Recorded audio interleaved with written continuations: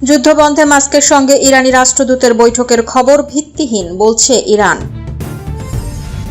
হিজবুল্লাহর হামলায় বিদ্যুৎহীন ইসরায়েলি শহর। বৈরুতে ফের ইসরায়েলের বিমান হামলা। সিরিয়ায় ইসরায়েলি হামলা ইসলামিক জিহাদের 2 শীর্ষস্থানীয় নেতা নিহত। ঝাড়খণ্ডের উপজাতি মেয়েদের বাংলাদেশিরা বিয়ে করছে, দাবি অমিত শাহর। ইসরায়েলের পর্যটন ও হোটেল ব্যবসায় ধস, হাজারো মানুষ কর্মহীন। এবং ভারতে বন্দুকযুদ্ধে 5 মাওবাদী নিহত। বিস্তারিত খবর পড়ছি আমি আইরিন ইসলাম। হিজবুল্লাহর হামলায় বিদ্যুৎহীন ইসরায়েলি শহর। লেবাননের সশস্ত্র গোষ্ঠী হিজবুল্লাহর জোড়া ড্রোনের আঘাতে উত্তর ইসরায়েলের নাহারিয়া শহরের বিদ্যুৎ সরবরাহ বিঘ্নিত ঘটেছে। হিজবুল্লাহর ড্রোন হামলার পর নাহারিয়ার বিদ্যুৎ সরবরাহ বন্ধ হয়ে যায়। ইসরায়েলি সামরিক বাহিনী জানিয়েছে, হিজবুল্লাহর ড্রোনটি নাহারিয়া শহরের একটি অ্যাপার্টমেন্টে আছড়ে পড়ে। এছাড়া ইসরায়েলি প্রশাসন জানিয়েছে, হিজবুল্লাহ ছোড়া ড্রোন ও রকেটের কারণে নাহারিয়া, পশ্চিম গ্যালিলি ও আশপাশের এলাকায় সাইরেন বেজে উঠেছে। এদিকে শনিবার দুপুরে লেবাননের রাজধানী বৈরুতের দক্ষিণ শহরতলিতে নতুন করে বিমান হামলা চালিয়েছে ইসরায়েলি বাহিনী। লেবাননের রাষ্ট্রীয় ন্যাশনাল নিউজ এজেন্সি চিরাই শহরের আশপাশে শত্রু বিমানের বিমান হামলার সময় ওপরে ধোঁয়ার কুণ্ডলি উঠছে এমন ছবি দেখানো হয়েছে। সিরিয়ায় ইসরায়েলি হামলায় ইসলামিক জিহাদের 2 শীর্ষস্থানীয় নেতা নিহত। সিরিয়ায় ইসরায়েলি হামলায় বৃহস্পতিবার ইসলামিক জিহাদের 2 শীর্ষস্থানীয় নেতা নিহত হয়েছেন। গাজায় হামাসের সঙ্গে ইসরায়েলের বিরুদ্ধে লড়াই করা এই ফিলিস্তিনি সংগঠনের একটি সূত্রের বরাত দিয়ে এএফপি শনিবার এ তথ্য জানিয়েছে। এএফপিকে দেওয়া বিবৃতিতে সূত্রটি জানায়, ইসলামিক জিহাদের রাজনৈতিক ব্যুরোর সদস্য আব্দুল আজিজ মিনাউই ও সংগঠনের পররাষ্ট্র সম্পর্ক বিষয়ক প্রধান রাসমি আবু ইসা দামেস্কের কাছাকাছি এলাকায় হামলায় নিহত হয়েছেন। যে ভবন লক্ষ্য করে হামলা চালানো হয়েছে সেখানে সংগঠনটির একটি অফিস রয়েছে। এতে সংগঠনের আরেক সদস্যও নিহত হয়েছেন। ইসরায়েলি কর্তৃপক্ষ সাধারণত সিরিয়ায় চালানো পৃথক হামলা নিয়ে মন্তব্য করে না, তবে তারা বৃহস্পতিবারের হামলার দায় স্বীকার করে বলেছে, হামলাটি ইসলামিক জিহাদকে লক্ষ্য করেই চালানো হয়েছিল। পরে এএফপি শনিবার যোগাযোগ করলে ইসরায়েলের সেনাবাহিনী 2 নেতার মৃত্যু নিয়ে কোনো মন্তব্য করতে অস্বীকৃতি জানায়। এদিকে ব্রিটেন ভিত্তিক যুদ্ধ পর্যবেক্ষণ সংস্থা Syrian observatory for human rights জানিয়েছে, দামেস্ক এর আশপাশে এলাকায় ইসরায়েলি হামলায় বৃহস্পতিবার 23 জন নিহত হয়েছে। দামেস্কের অভিজাত মাঝে এলাকায় চালানো এক হামলায় বেসামরিক নাগরিক, ইরান সমর্থিত যোদ্ধা সহ 13 জন নিহত হয়। একই সঙ্গে রাজধানীর উপকণ্ঠে আরেকটি হামলায় 10 জন ইসলামিক জিহাদ যোদ্ধা নিহত হন। পরে শুক্রবার ইসরায়েল মাঝে এলাকায় আবারও হামলা চালিয়েছে বলে সিরিয়ার রাষ্ট্রীয় সংবাদ মাধ্যম জানিয়েছে। লেবানন সীমান্তবর্তী এলাকা সহ সিরিয়া ইসরায়েলি হামলা সম্প্রতি বৃদ্ধি পেয়েছে। মূলত লেবাননের হিজবুল্লাহ আন্দোলনের ঘাঁটিগুলো লক্ষ্য করে এসব হামলা হচ্ছে। এছাড়া ইসলামিক জিহাদের হাতে এখনো বেশ কয়েকজন ইসরায়েলি বন্দী রয়েছে, যারা 2023 সালের 7 অক্টোবর দক্ষিণ ইসরায়েলে চালানো হামলার সময় আটক হয়েছিল। সপ্তাহের শুরুতে সংগঠনটি 29 বছর বয়সী রুশ ইসরায়েলি বন্দী সাশা ট্রুপানভের 2টি ভিডিও ক্লিপ প্রকাশ করে। বৈরুতে ফের ইসরায়েলের বিমান হামলা। লেবাননের রাজধানী বৈরুতে আবারও বিমান হামলা চালিয়েছে ইসরায়েল। তবে এই হামলায় কতজন হতাহত হয়েছে তা এখন পর্যন্ত জানায়নি লেবাননের স্বাস্থ্য মন্ত্রণালয়। লেবাননের রাষ্ট্রীয় ন্যাশনাল নিউজ এজেন্সি বা এনএনএ জানিয়েছে, শনিবার সকালে দক্ষিণ বৈরুতের হারেথরিক এলাকায় বেশ কয়েকটি আবাসিক ভবনে F-35 যুদ্ধ বিমান দিয়ে 3টি হামলা চালায় ইসরায়েল। হামলায় ভবনগুলো ধ্বংস হয়ে যায় এবং ওই এলাকায় ব্যাপক ক্ষতি হয়। বার্তা সংস্থা এএফপি বলছে, হামলার কিছুক্ষণ আগে ইসরায়েলি সামরিক মুখপাত্র আবিচাই আদ্রি একটি এক্স পোস্টে হারেথরিক শহরতলির বাসিন্দাদের সরে যাওয়ার নির্দেশ দিয়েছিলেন। এএফপিতে প্রকাশিত ভিডিওতে দেখা গেছে, শনিবার সকালে ওই এলাকার ভবনগুলোর ওপর দিয়ে ধোঁয়া উঠছে। গত বছরের 7 অক্টোবর গাজায় যুদ্ধ শুরুর পর দিন থেকে ফিলিস্তিনি স্বাধীনতাকামী সশস্ত্র গোষ্ঠী হামাসের প্রতি সংহতি জানিয়ে লেবাননের দক্ষিণাঞ্চলীয় সীমান্ত থেকে ইসরায়েলি ভূখণ্ডে প্রায় প্রতিদিন রকেট ক্ষেপণাস্ত্র ছুটছে ইরান সমর্থিত গোষ্ঠী হিজবুল্লাহ। সীমান্ত থেকে পাল্টা হামলা চালাচ্ছে ইসরায়েলের প্রতিরক্ষা বাহিনী বা আইডিএফ। এদিকে গত সেপ্টেম্বর মাস থেকে লেবাননে ব্যাপক বিমান হামলা চালায় ইসরায়েল, আর গত 1 অক্টোবর থেকে দক্ষিণ লেবাননে স্থল অভিযান শুরু করে দখলদার ইসরায়েলি বাহিনী, যা মধ্যপ্রাচ্য একটি আঞ্চলিক সংঘাতকে প্রসারিত করেছে। লেবাননের স্বাস্থ্য কর্তৃপক্ষ বলছে, গত বছরের অক্টোবর থেকে হিজবুল্লাহ ও ইসরায়েলের মধ্যে অগ্নিসংযোগ শুরু হওয়ার পর থেকে 3440 জনেরও বেশি মানুষ নিহত হয়েছে। অন্যদিকে গত বৃহস্পতিবার বিশ্ব ব্যাংক জানিয়েছে, সংঘাতের ফলে লেবাননের অর্থনৈতিক ক্ষতি হয়েছে $5 বিলিয়ন বেশি, তবে কাঠামোগত ক্ষতি কয়েক বিলিয়ন ডলার। মাস্কের সঙ্গে ইরানি রাষ্ট্রদূতের বৈঠকের খবর ভিত্তিহীন বলছে ইরান।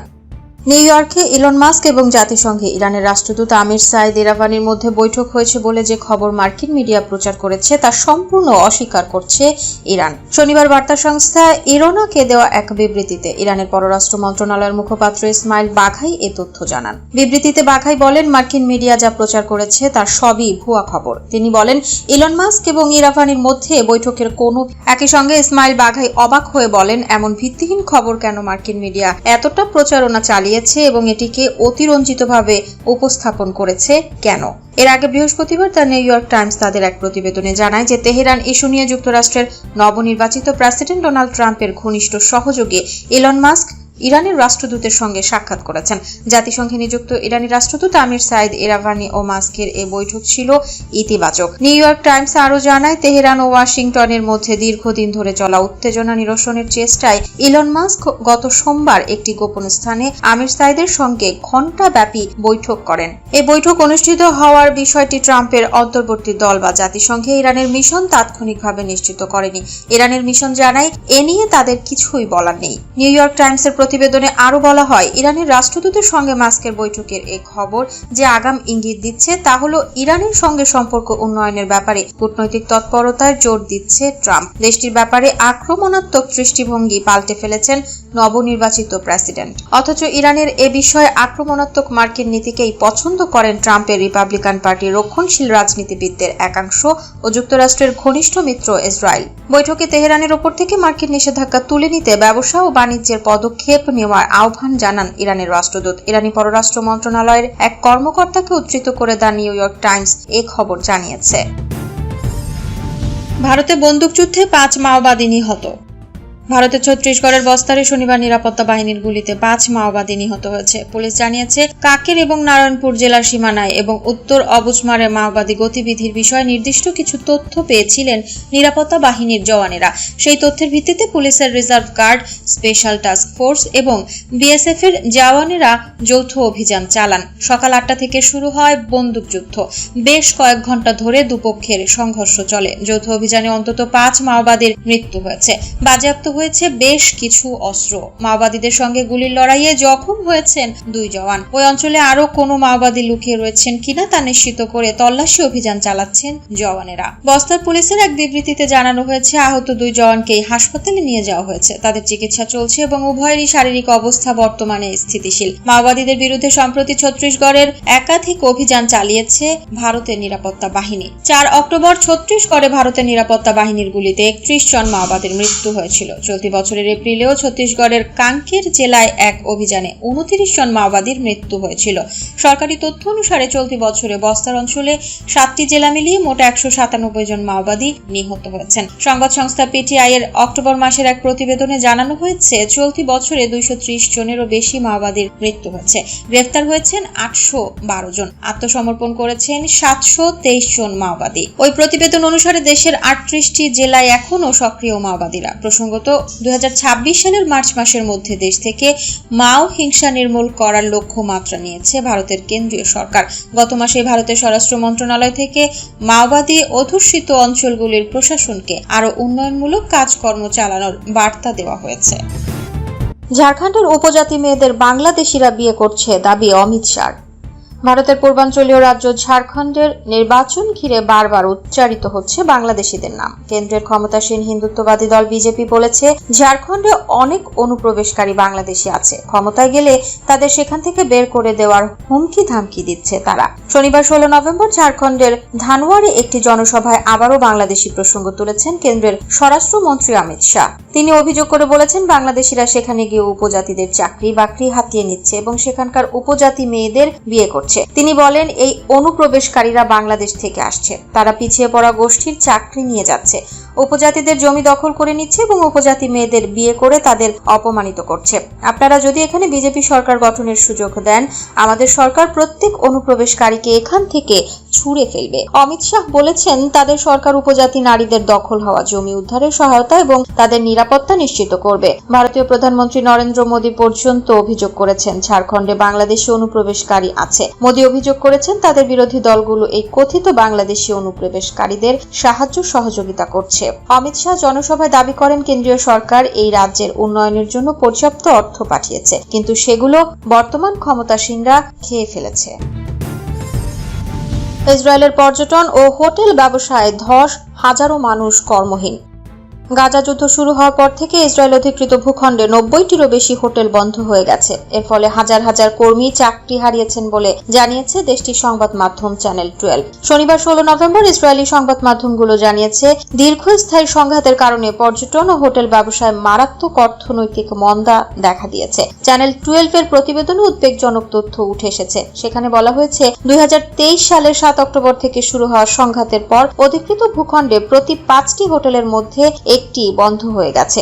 গাজা যুদ্ধের প্রভাবে ইসরায়েলি হোটেল বন্ধের হার 20% ছাড়িয়েছে। এর পাশাপাশি বিদেশি এয়ারলাইন্সগুলো ফ্লাইট বাতিল হওয়ার কারণে দেশটির অর্থনীতির বিভিন্ন খাত আরও ক্ষতিগ্রস্ত হয়েছে। চ্যানেল 12 জানিয়েছে, এতে পর্যটন খাতের উপর নির্ভরশীল হাজার হাজার পরিবার এখন নতুন কর্মসংস্থানের সন্ধানে রয়েছে। টেলিভিশন নেটওয়ার্কটির একজন প্রতিবেদক জানিয়েছেন, পর্যটন খাতে 85%-এরও বেশি ঘাটতি দেখা গেছে। হিব্রু ভাষায় সংবাদপত্র ইউদিওথ অহরনথ জানিয়েছে, ইসরায়েলের প্রধানমন্ত্রী বেনিয়ামিন নেতানিয়াহু লেবাননে হামলা চালিয়ে উত্তরাঞ্চলে অর্থনৈতিক কর্মকাণ্ড পুনরুদ্ধার করতে চেয়েছিলেন, কিন্তু সেখানে ছোট ব্যবসার 80%ই বন্ধ হওয়ার ঝুঁকি রয়েছে। এ বিষয়ে চ্যানেল 12 জানিয়েছে, যুদ্ধ শুরু হওয়ার পর ইসরায়েলের উত্তরাঞ্চলে বেকারত্বের হার অন্যান্য অঞ্চলের তুলনায় 20% বেড়েছে। এদিকে জেরুজালেম পোস্টের তথ্য অনুযায়ী গাজা উপত্যকায় সামরিক আগ্রাসনের পর থেকে ইসরায়েলের পর্যটন খাতে প্রায় 19.5 বিলিয়ন শেকেল ক্ষতি হয়েছে। ইসরায়েলি প্রশাসনের দাবি, গাজা ও লেবাননের ওপর যুদ্ধ পরিচালনার খরচ এখন পর্যন্ত 60 থেকে 70 বিলিয়ন মার্কিন ডলার ছাড়িয়েছে। তবে ইসরায়েলি অর্থনীতিবিদ জেকব শেইনিন জানিয়েছেন, যুদ্ধের মোট প্রায় 120 বিলিয়ন মার্কিন ডলারে পৌঁছাতে পারে, যা প্রশাসনের মোট দেশজ উৎপাদনে বা জিডিপি এর 20%-এর সমান।